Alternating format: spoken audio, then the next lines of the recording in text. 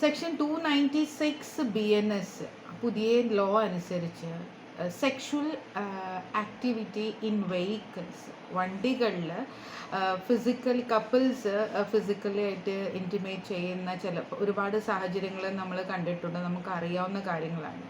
അപ്പം പുതിയ നിയമം അനുസരിച്ച് ഇനി ഇത് പനിഷബിൾ ഒഫൻസാണ്. ഓക്കെ, എന്ന് വെച്ചാൽ ഇതുപോലെ കാണുമ്പോൾ വണ്ടികളിലോ അല്ലെങ്കിൽ ബസ്സിലോ എവിടെയെങ്കിലും ഐസൊലേറ്റഡ് പ്ലേസിൽ കപ്പിൾസ് സെക്ഷുവലായിട്ട് ഇൻറ്റിമേറ്റ് ചെയ്യുന്നുണ്ടെങ്കിൽ നാട്ടുകാർ ഇത് ഏതെങ്കിലും കണ്ടു കഴിഞ്ഞാൽ നാട്ടുകാർ അങ്ങ് പോലീസായിട്ട് ഇവരെ പിടിച്ച് ഇറക്കി അടിച്ച് കൊല്ലാനുള്ള ശ്രമങ്ങളൊക്കെ നടത്താറുണ്ട്. പല കേസസും നമ്മളിത് കേട്ടിട്ടുണ്ട്.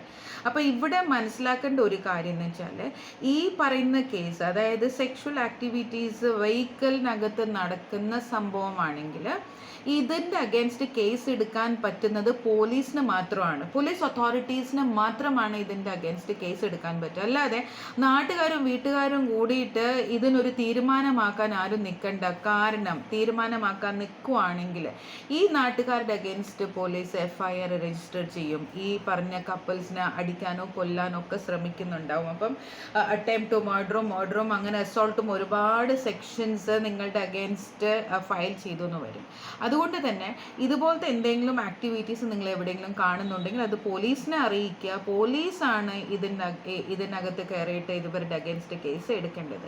അപ്പം പറഞ്ഞു വരുന്നത് സെക്ഷുവൽ ആക്ടിവിറ്റീസ് അണ്ടർ വെഹിക്കിൾ അല്ലെങ്കിൽ inside the vehicle is criminal offence. ഇത് ലീഗലാണോ ഇല്ലീഗലാണോ എന്നുള്ളൊരു ചോദ്യങ്ങളൊക്കെ വക്കീൽമാർക്ക് വരാറുണ്ട്.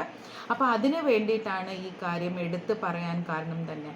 അപ്പോൾ വെഹിക്കിളിനകത്ത് ഇരുന്ന് ഫിസിക്കലി ഇൻറ്റിമേറ്റ് ആവുന്നുണ്ടെങ്കിൽ അല്ലെങ്കിൽ സെക്ഷുവൽ ആക്ടിവിറ്റീസ് അതിനകത്ത് കപ്പിൾസ് നടത്തുന്നുണ്ടെങ്കിൽ അത് ഇല്ലീഗലാണ്. ലീഗൽ ഒട്ടുമല്ല, ഇല്ലീഗലാണ്. അതുകൊണ്ട് തന്നെ it is a punishable offence.